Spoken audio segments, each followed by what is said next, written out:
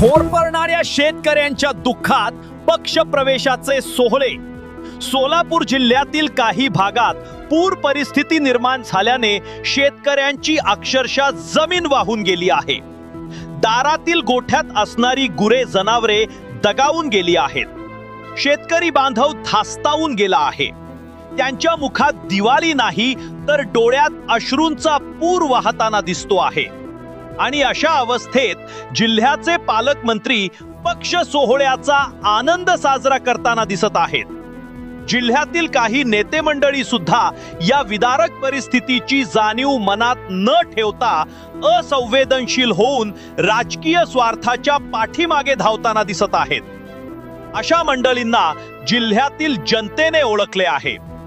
त्यांचा खरा चेहरा या निमित्ताने उघड होताना दिसत आहे।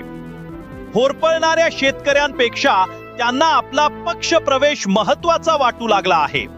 वाहून गेलेली पिके, उद्ध्वस्त राने, संपलेले पशुधन आणि त्यात जखमेवर मीठ चोळणारी सरकारची तुटपुंजी मदत यामुळे शेतकरी हवालदिल झाला आहे। कसा बसा तो उभा राहत असताना दिसत आहे।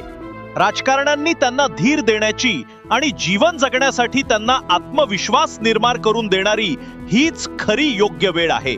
पण अशा बिकट परिस्थितीमध्ये सुद्धा भाजपाकडून पक्ष प्रवेशाचेच मोठमोठे सोहळे साजरे केले जात आहेत। एकीकडे दुःखात खितपत पडलेल्या शेतकऱ्याला आधाराची गरज आहे। त्याच्या घरी अजूनही दिवाळी साजरी झाली नाही।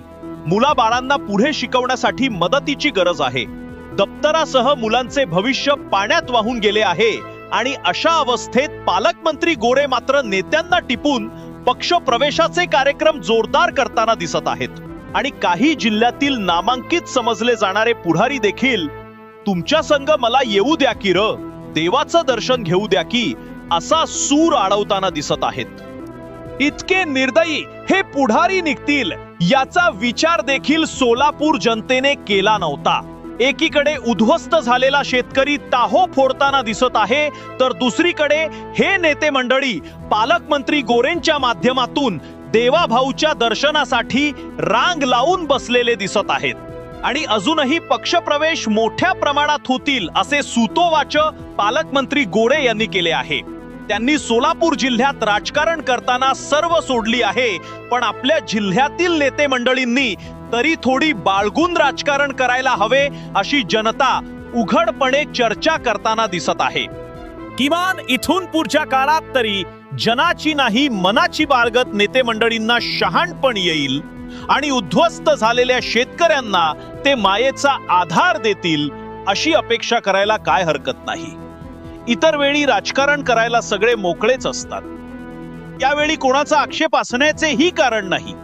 पण दुःखातून संकटातून सावरणाऱ्या शेतकरी बांधवांना आता आत्मविश्वासाची गरज आहे। सरकारच्या मदतीवर अवलंबून राहून शेतकऱ्यांना वाऱ्यावर सोडणं हे पक्ष प्रवेशाचे सोहळे साजरे करणाऱ्यांना शोभणारे नाही।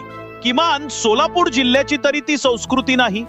म्हणूनच या संस्कृतीला कलंकित न करता नेते मंडळींनी पक्षप्रवेश करण्यापेक्षा या शेतकऱ्यांच्या दुःखाकडे आणि त्यांना यातून सावरण्यासाठी प्रयत्न करावेत अशी माफक अपेक्षा जनता जनार्दन करताना दिसत आहे।